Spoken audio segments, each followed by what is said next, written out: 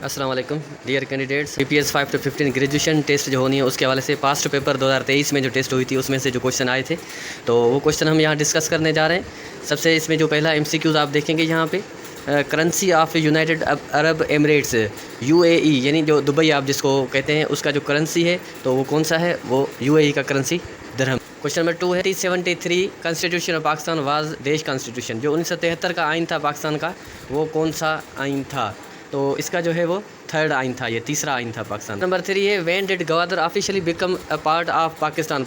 जो गवादर है बलूचिस्तान में मौजूद है उसका जो पाकिस्तान का वो कब हिस्सा बना था, तो ये इसका सी आंसर है 1958 में। ये पाकिस्तान ने ओमान से ख़रीदा था। Number 4 how many states are there in USA. America में कितनी रियासतें या स्टेट हैं, ये 50 जो है इसका आंसर है।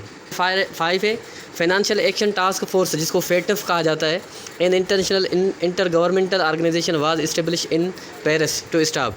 ये फेटफ जो है पेरिस में बनी थी, तो किस चीज़ के हवाले के इसका काम क्या था, क्यों बनाई गई थी।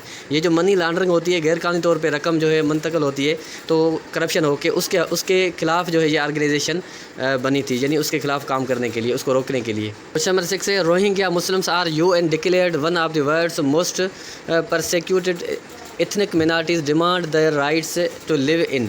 ये जो रोहिंग्या के मुसलमान हैं, आपको पता है जी अक़वाम के इनके ऊपर बहुत जुल्म होता है, तो ये अक़वाम मुत्तहिदा यानी यूनाइटेड नेशन इनको दुनिया की सबसे ज़्यादा मज़लूम और नस्ली अक़लियतों में से एक करार दिया है, जिनको जो रहने का हक़ मांग रहे हैं। तो वो किस मुल्क में, ये जो है म्यांमार जिसको बर्मा में कहा जाता है। क्वेश्चन नंबर 7 है यूएन सिक्योरिटी काउंसिल हैज़ देश non permanent members. United nation के जो नॉन परमानेंट मेंबर्स हैं वो कितने हैं, अच्छा 10 हैं। नंबर 8 है बेल्ट एंड रोड इनिशिएटिव जिसको BRI कहते हैं is Chinese grand strategy was first launch in 2013 during the speech of Chinese president.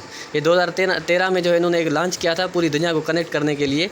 तो वो कौन सा सदर था जिसने ये लॉन्च किया था, ये चाइना का था, शी जिनपिंग, जो ये अभी भी मौजूद है चाइना का सदर। क्वेश्चन नंबर 9 है winner of Nobel prize for literature is in earmarks is from. ये जो अदब का नोबेल इनाम मिला था, ठीक है, 2022 में, तो उसका ताल्लुक़ किस मुल्क से था, जो ताल्लुक़ था वो फ्रांस से था। क्वेश्चन नंबर 10 है first man who travelled in space.